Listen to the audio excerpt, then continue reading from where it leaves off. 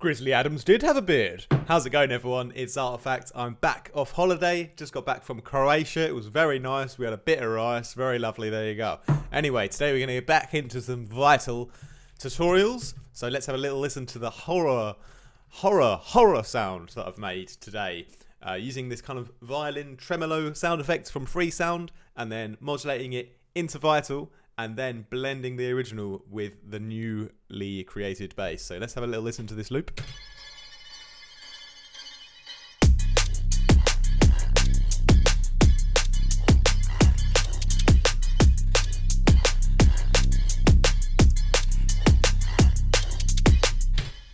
Very simple little loop. By the way, I hope you guys don't mind that I went on holiday because I am a YouTube slave. So, you know, whatever you want. Anyway, I'm back and yeah, I'm going to make a few more Vital tutorials this week. And we're also going to do a live stream on my YouTube channel tomorrow on Thursday evening, 8 PM CET. So come along and join me while I do some production mix down Q&A.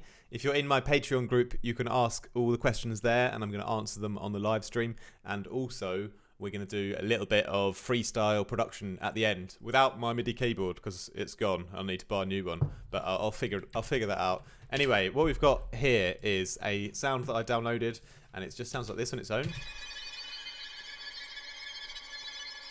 Thought I wanted to make a kind of horror kind of sounding bass. So blending this then with some sine waves, etc. So let's go straight into Vital and no effects or anything on the post-processing. We just have this horror violin thrown into the sampler and then all we've got is basically a combination of sine waves that are kind of just working with it here. I'm having to use my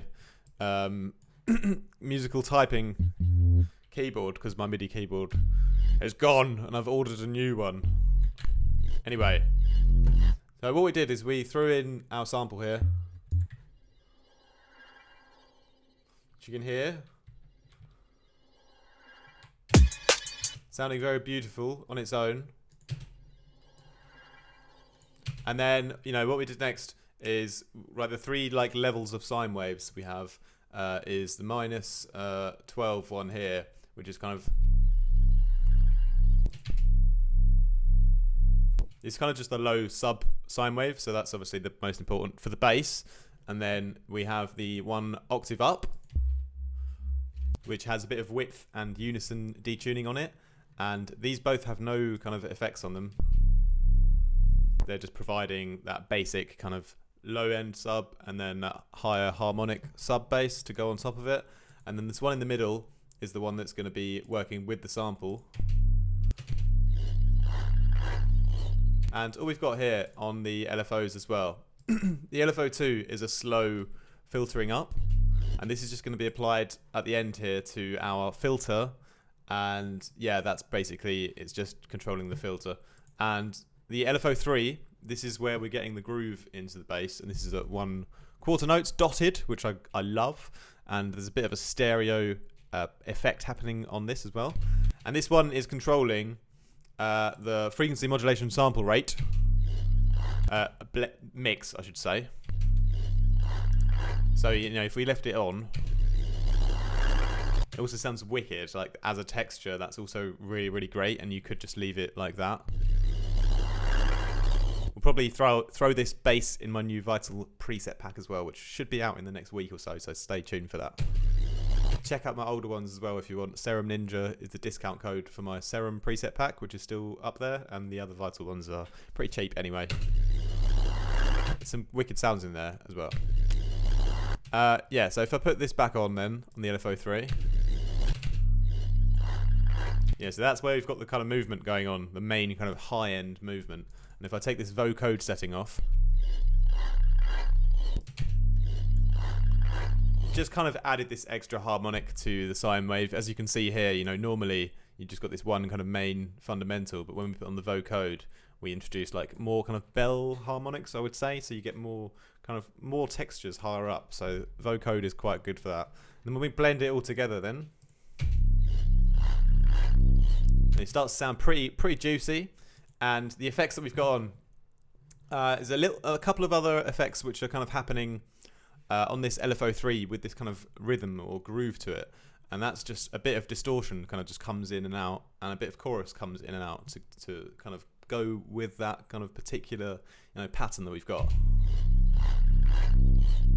And those are the only real modulations here on the chorus and the distortion. And then I've just turned up a little bit of the mid-range in the EQ, just because it's kind of lacking in that area, so I'm just kind of boosting that. And then the filter here, again, as I said before, it's on this slow ramping up and ramping down, so we've got a bit of a progression of the sound over time. And it's got the stereo mode on again, so you can see the left and right paths move differently here. So we can create a nice stereo effect as well, and it's not too extreme, so it's just a little bit of, you know, pleasurable width. Oh, that's a bit naughty, that is, pleasurable width.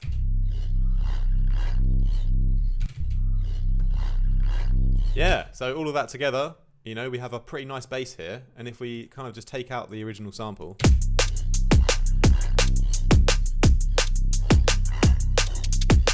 you know, that is a nice sounding bass already. And if we put in our original sample again, what I've done to sort of blend it with the original, or kind of give a counter rhythm, actually, if anything, is I've put on a big reverb first, just for fun, just to make it a bit bigger and wider. But we're going to heavily modulate the volume of this afterwards. So I've put on the LFO tool, and I've put it at the same rate, the quarter notes dotted, the same modulation rate that we are modulating things with in Vital here on this LFO3, right? But on this, I've done it the other way. So basically, just draw kind of curve however you want, which way round sounds good, and you can turn the volume up or down, and, you know, up. I've already drawn in the automation, so it's staying down. But basically, it's doing the opposite movement. So, you know, our quarter note bass is going one way, and this volume is happening the other way. So every time that one comes down, the volume on this original sample comes up. And then when you play them together, you know, they're kind of like playing off each other, and, you know, we're using the space between them to create the extra kind of groove, and, you know, different texture, different groove, timing, and that creates quite a nice kind of playfulness between the two elements.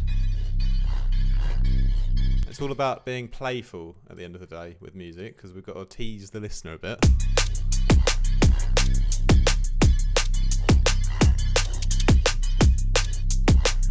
So yeah, nice little way you can kind of use a bit of sound design sample, blend it with your original bass, you know, and also create the bass using the sample with a bit of frequency modulation and a bunch of sine waves, basically, because you know that we love sine waves over here on this channel.